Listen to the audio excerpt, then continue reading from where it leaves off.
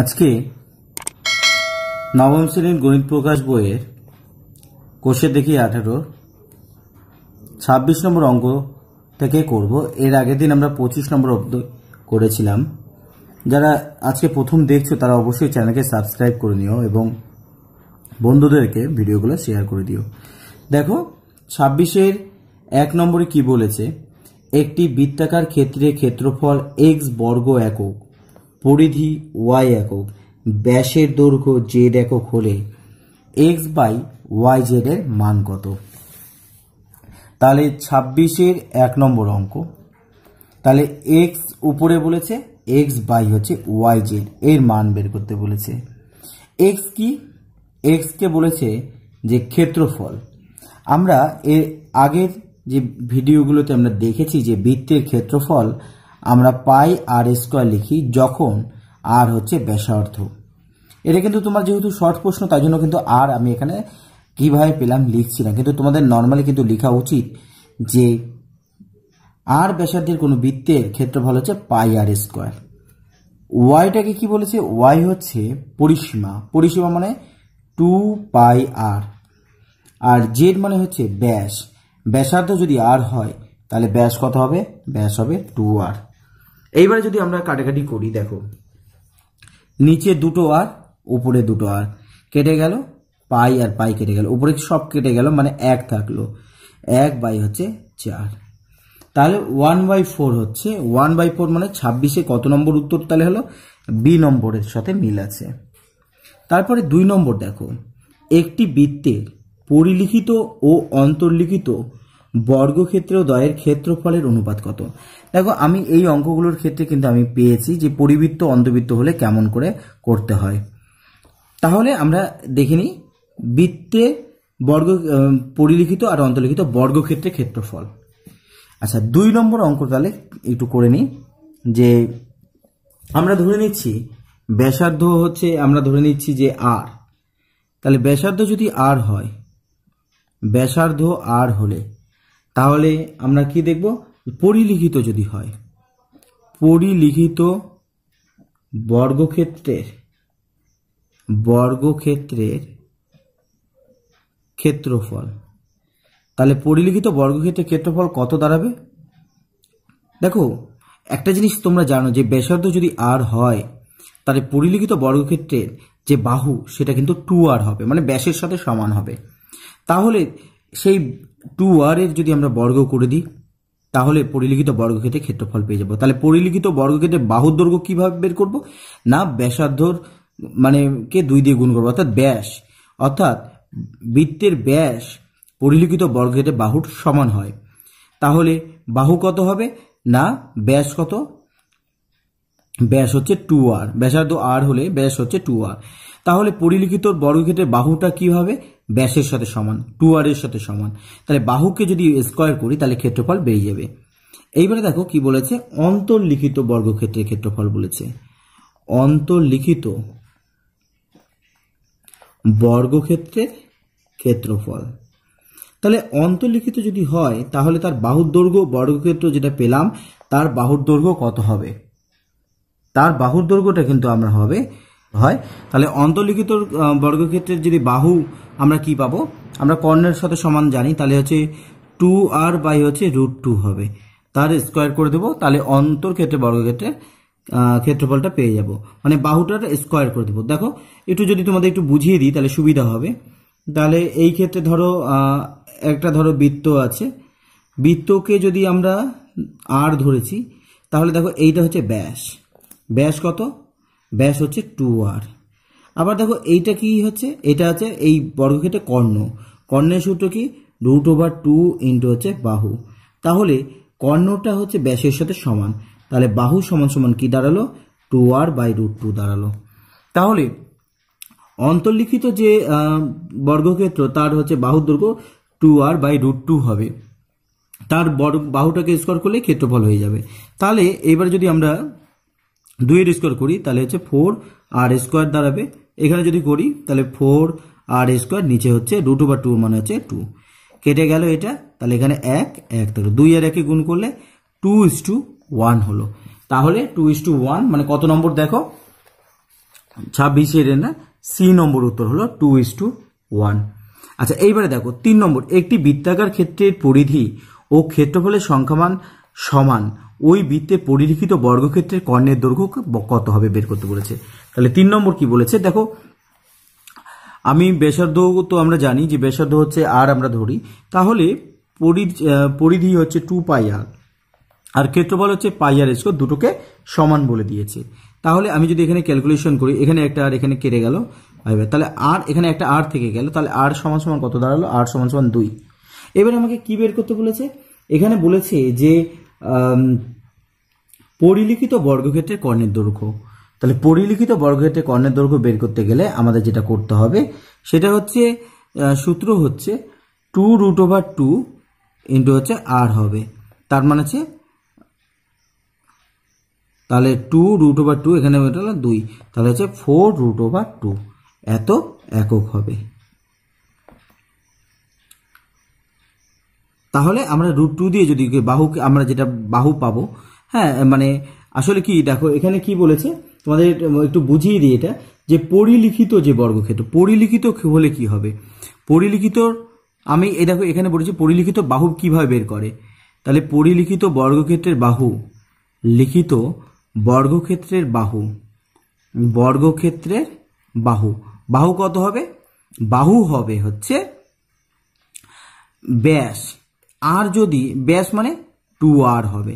তাহলে কর্ণ বের করতে গেলে কি করতে হবে, বাহুর সাথে মানে 2r এর সাথে √2 কে গুণ করে দিতে হবে, এটাই আমি এখানে লিখেছি। তাহলে বাহুর সাথে √2 ইন্টু বাহু, এটাই হচ্ছে কর্ণের সূত্র। তাহলে পরিলিখিত, এটা মাথায় রাখবে, পরিলিখিত বর্গক্ষেত্রের ক্ষেত্রে বাহু বের করতে গেলে যে বৃত্তটা আছে তার ডবল করে দিতে হবে, অর্থাৎ ব্যাস বের করে দিতে হবে। এখানেও তাই করেছিলাম, পরিলিখিত বর্গক্ষেত্রের ক্ষেত্রে কি করেছিলাম না, ব্যাসটাকে আমি ডবল করে দিয়েছিলাম, এই ব্যাসার্ধকে ডবল করে ব্যাস করলাম, ব্যাসটাই হচ্ছে বাহু, মনে রাখবে। তাহলে পরিলিখিত বর্গক্ষেত্রের ক্ষেত্রে বাহু কি না, বৃত্তের ব্যাস। তাহলে বাহুটা পেয়ে গেলাম, বাহুর সাথে √2 কে যদি আমরা গুণ করি তাহলেই হচ্ছে কর্ণের দৈর্ঘ্য পাওয়া যায়। তাহলে এটা কত নম্বর উত্তর হলো, এইটা কিন্তু তোমার সি নম্বর হলো।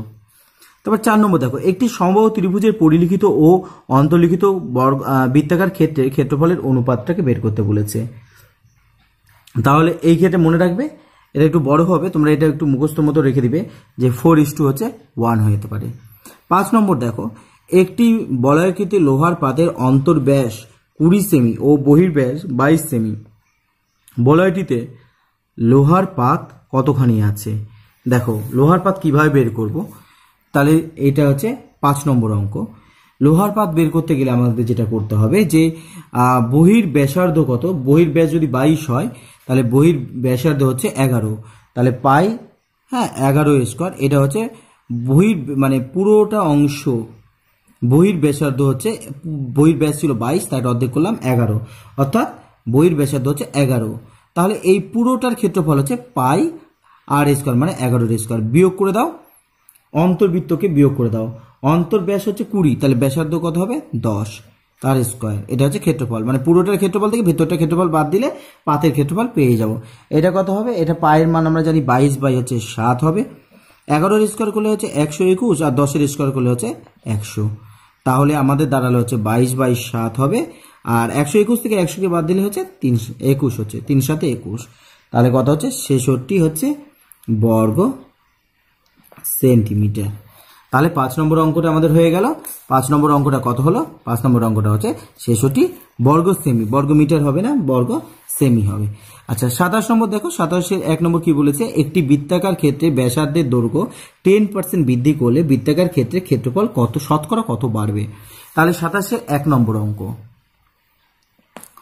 27-এর 1 নম্বর অঙ্ক কি বলেছে, 27-এর 1 নম্বর বলেছে যে 10% আমরা বাড়িয়েছি। আচ্ছা আমি ধরে নিচ্ছি ব্যাসার্ধ হচ্ছে আর, ধরি ব্যাসার্ধ হচ্ছে আর, ব্যাসার্ধ আর, একক ধরতে হবে সবসময়, একক না ধরলে কিন্তু ভুল হবে। আমি ধরে নিচ্ছি এখানে কিছু বলেনি একক, তাহলে আমি এককই লিখলাম। আচ্ছা একক হয়ে গেল, তাহলে ক্ষেত্রফল কত হবে, ক্ষেত্রফল বের করতে বলছে, ক্ষেত্রফল হচ্ছে পাই আর স্কয়ার বর্গ একক হবে।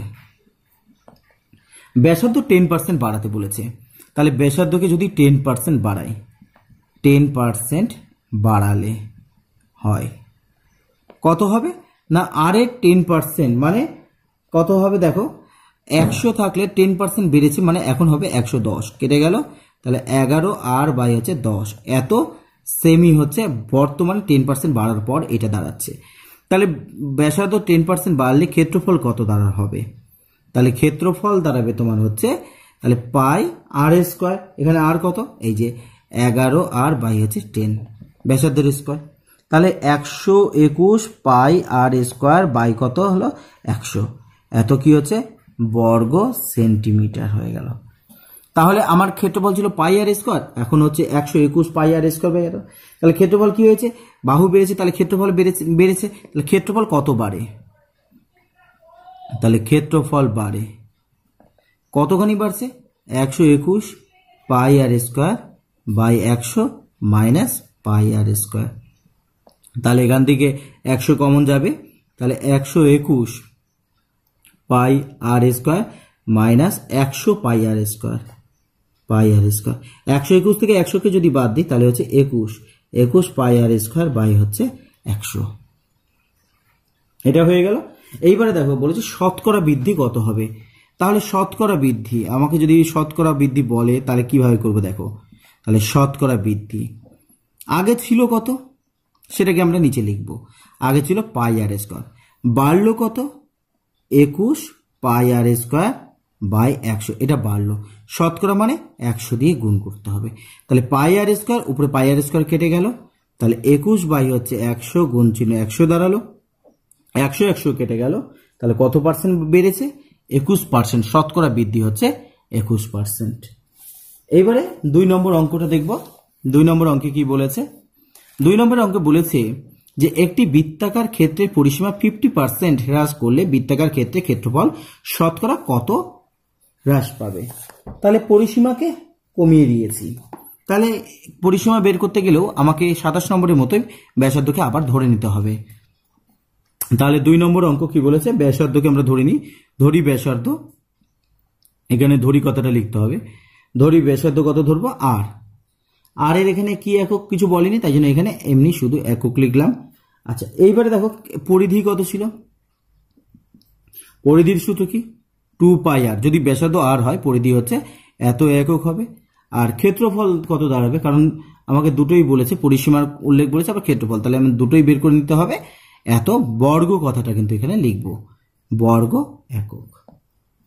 তাহলে এবার পরিধিকে বলেছে 50% কমিয়ে দিয়েছি, তাহলে পরিধিকে যদি 50% মানে অর্ধেক কমিয়ে দিয়েছি তাহলে অর্ধেক হবে, তাহলে পরিধি কত হয়ে যাবে, পরিধি হয়ে যাবে হচ্ছে 2 পাই আর বাই হচ্ছে 2 হবে, মানে 50% কমানো মানে হচ্ছে অর্ধেক করে দেওয়া। তাহলে এবার পরিধি কত হচ্ছে পাই আর হয়ে গেল, অর্ধেক করে দিয়েছি, তাহলে এখন পরিধি হচ্ছে পাই আর হলো। তাহলে কমে যাওয়ার পরে তাহলে পরিধি কত হলো, হাফ কমে গেছে, তাহলে এখন কত হলো পাই আর এত কি এত একক কথাটা লিখবো এখানে। তাহলে এই ক্ষেত্রে যদি আমরা দেখি এটাকে যদি আমরা সাজাই, পরিধির জন্য আমরা 2 থাকে, পাই আছে, তাহলে এখানে আর বাই 2 দেখো কেটে দাও, কেটে দিয়ে এটাই হবে, এটাকে সাজিয়ে লিখলাম, তাহলে 2 পাই আর। এবার তাহলে ব্যাসার্ধ কত হলো, ব্যাসার্ধ এই ক্ষেত্রে কিন্তু দেখো ব্যাসার্ধ হয়ে গেল আর বাই 2, তাহলে এই ক্ষেত্রে এখন নতুন যে ব্যাসার্ধ হলো, নতুন বৃত্তের যে ব্যাসার্ধ সেটা দাঁড়ালো হচ্ছে আর বাই 2।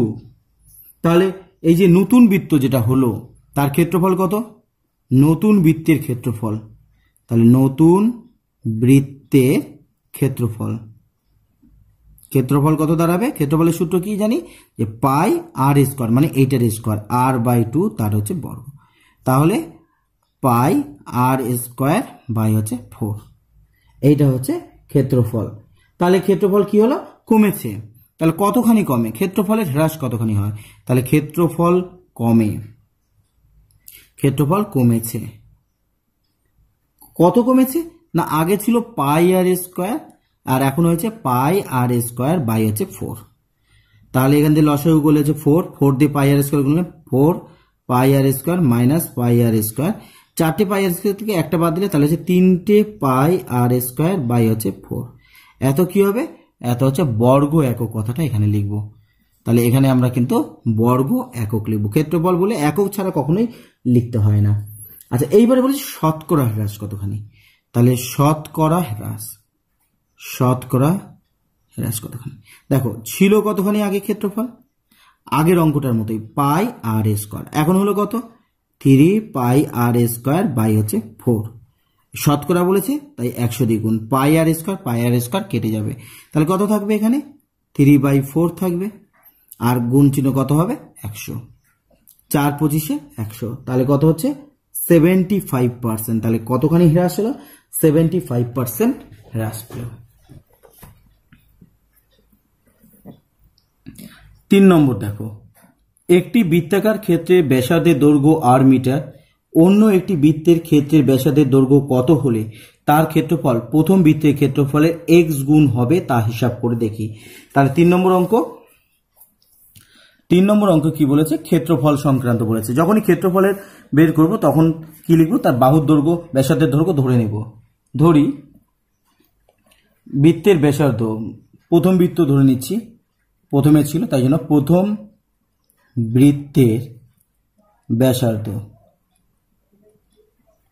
ব্যাসার্ধ কত, ব্যাসার্ধ ছিল আর মিটার, এই অঙ্কে মিটার বলেছে তাই জন্য মিটার ধরলাম। ক্ষেত্রফল তাহলে কত হবে, প্রথম বৃত্তের ক্ষেত্রফল কত হবে, পাই আর স্কোয়ার এত বর্গ মিটার, তাহলে ক্ষেত্রফল বেরিয়ে গেল। এইবারে বলেছে দ্বিতীয় বৃত্তের ক্ষেত্রফল প্রথম বৃত্তের x গুণ। আচ্ছা দ্বিতীয় বৃত্তের ক্ষেত্রফল কত ধরব, দ্বিতীয় বৃত্তের ক্ষেত্রফল কিছু একটা ধরে নিতে হবে, বৃত্তের ব্যাসার্ধ আগে ধরে নিই, ব্যাসার্ধ ধরে নিচ্ছি। দেখো এই অঙ্কগুলোর ক্ষেত্রে না বড় হাতের আর ধরে নেয়, একটা ছোট হাতের আর হলে একটা বড় হাতের আর ধরে নেয়, তিনটে যদি হয় তাহলে R1 R2 R3 ধরি, আর দুটো থাকলে একটা ছোট হাতের একটা বড় হাতের ধরলে ভালো, না ধরলেও নিজের ইচ্ছে মতো ধরা যায়। তাহলে দ্বিতীয় বৃত্তের ক্ষেত্রফল কি হলো, দ্বিতীয় বৃত্তের ক্ষেত্রফল হচ্ছে প্রথম বৃত্তের যে ক্ষেত্রফল ছিল তার হচ্ছে x গুণ, তার x গুণ।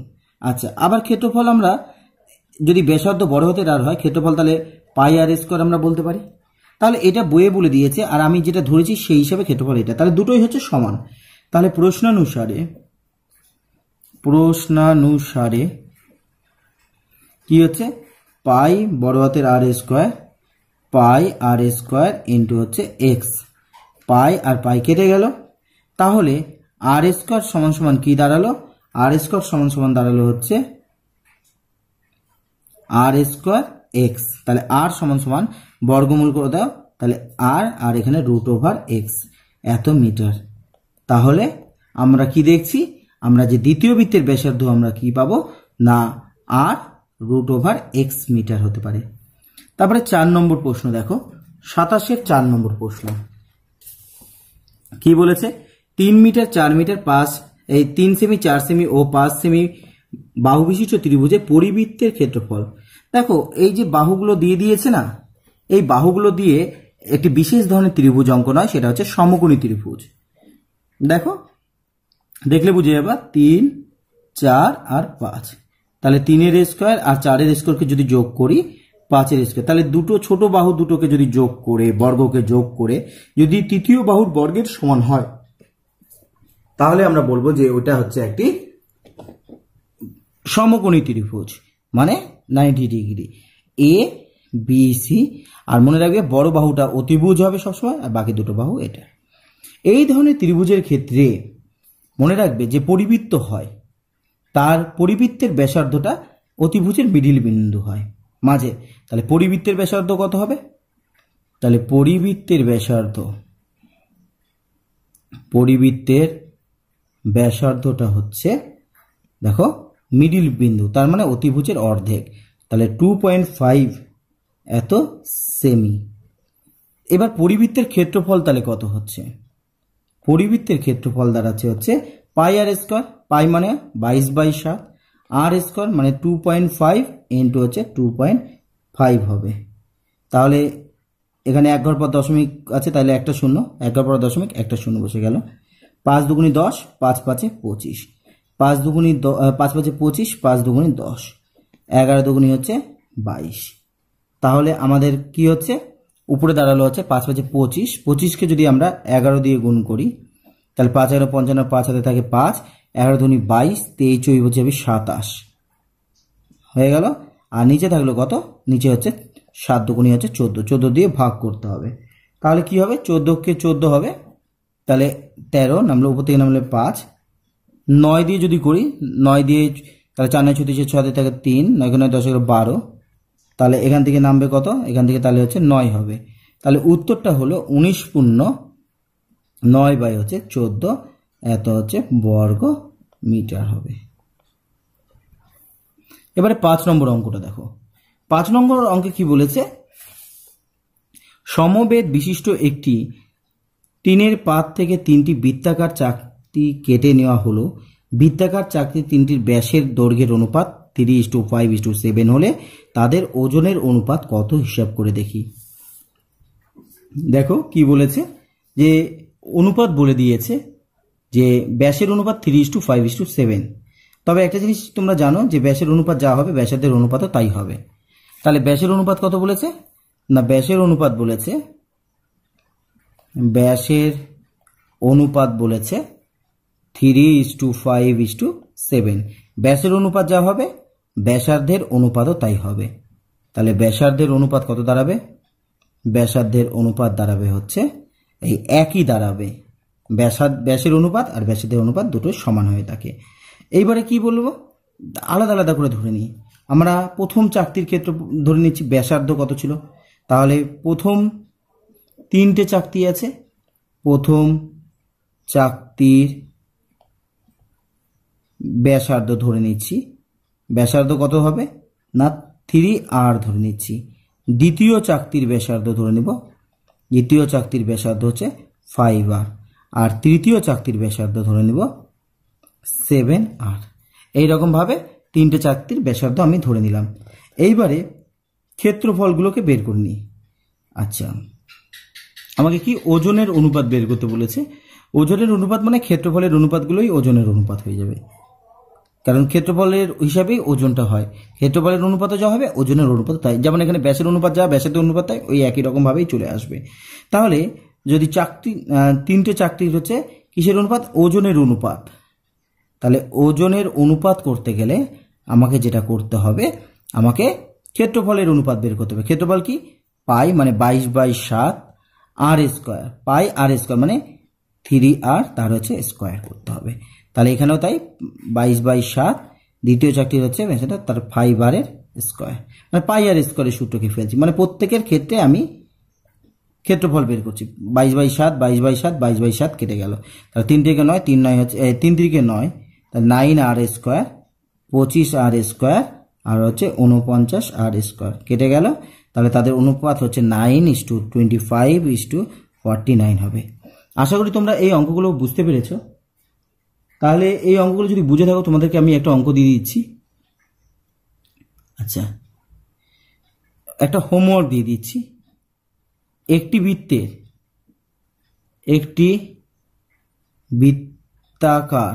বৃত্তাকার ক্ষেত্রের